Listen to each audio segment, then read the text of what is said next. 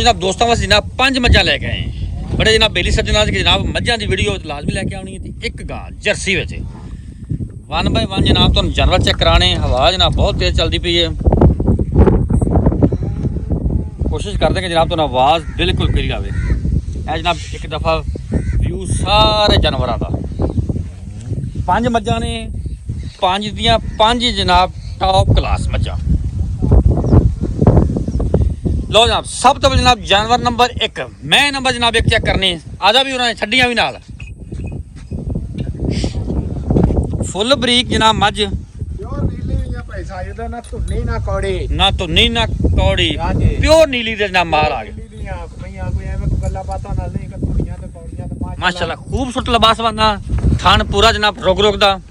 Sorry जनाब रोक दा मज्जा गांव वाला साफ साफ रखा है। ए चेक जनाब थान माशाल्लाह तसलियां वाला और जनाब खूबसूरत लिबास प्योर नीली दा माल पुट्ठे ते जनाब खुडे तौर भी जनाब फिजिकली कंडीशन चेक कराइए तुहानूं फिजिकली कंडीशन चेक करनी जनाब दोस्तां वीरां ने दूर ना जावी नेड़े भी लो जी लिया मसूम भाई पिछे इंदे की है पिछे कट्टा दुध हाजर मौके ठंडा तसल्ली वाला को 2 टाइम 4 टाइम 5 टाइम चोई जावे। अच्छा जी 15 तो 16 लीटर दूध चवा के दे 15-16 लीटर दूध चवा के गारंटी वाला वारा दूजा वारा दूसरा झोटी दा पिछे कट्टा लियाओ जी जानवर नंबर 2 जनाब छड्डो जी नवी मैं नंबर 2 पिछे इंदे की इंदे पिछे भी कट्टा भाई साहब पिछे कट्टा सारियां दे पिछे कट्टे है भाई साहब ठीक हो गया जी। इधर थले दूध कितना है भाई साहब जेड़ा दुध जेड़ा तसल्ली वाला 10 तो 12 लीटर दूध चवा के देंगे 10-12 लीटर जनाब दूध चवा के देंगे ताजियां सुइयां मईयां चों पंजा दिनां दियां ठीक है जी। हां जी फिजिकल कंडीशन जनाब दोस्तों वीरां चेक कर ली है खूबसूरत जनाब लिबास बना जनाब शहर चेक करवाने तो मैं जनाब पानी पीनी पी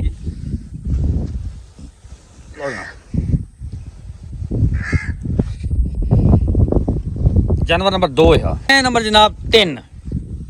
छड्डो जी पिछे जनाब कट्टा फ्रेश डिलीवर्ड जनाब ये भी भाई साया ते मईयां जिन्नियां भी तू वेखेगा अल्लाह दे हुक्म नाल ना धुन्नी दा ना कौड़ी दा निशान नहीं आएगा बिल्कुल जी प्योर नीली दियां ते बरीक मईयां ये नहीं कि संडे पले फिरदे ते जातना प्योर नीली दियां मईयां बरीक मईयां कागज रंगीयां मुड़ो जी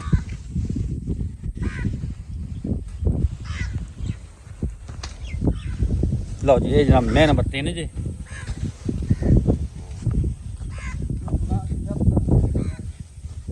ये थल दूध कितना है 15 लीटर चुआ के दोगे गारंटी वाला तसल्ली वाला पीछे कट्टा मैं नंबर जनाब 4 पीछे कट्टा दूध 12 लीटर तसल्ली वाला ठीक हो गया जी। हाँ जी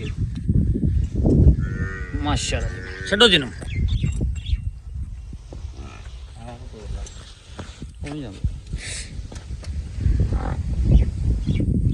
लो जी फिजिकली कंडीशन चेक करनी मैं जनाब मैं नंबर 4 मोड़ कट मोड़ कितना तो दस 12 लीटर जनाब पिछे कट्टा ठीक हो गया जी। मैं नंबर जनाब 5 बच्चा मर गया अच्छा बच्चा मर गया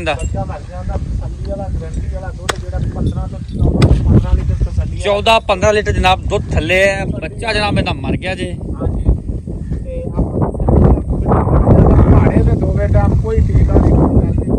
ठीक हो गया मोड़ तसल्ली वाला लो ना मैं नंबर 5 है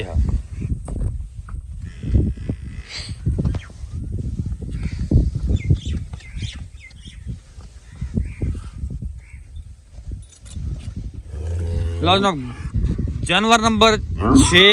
गां आ गई जनाब जर्सी वीरां दोस्तों वास्ते माशाल्लाह खूबसूरत लिबास वाला कद माशाल्लाह पूरा लाम बड़ी जानवर दी छड़ी नु यार नहीं छड़ी है जनाब चेक तसलियां करो माशाल्लाह खूबसूरत लिबास वाला करमाली को जनाब है चेक करो छड़ी यार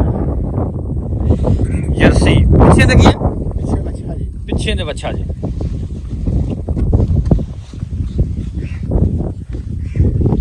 माशाल्लाह जी फिजिकली कंडीशन जनाब थोड़ा लिया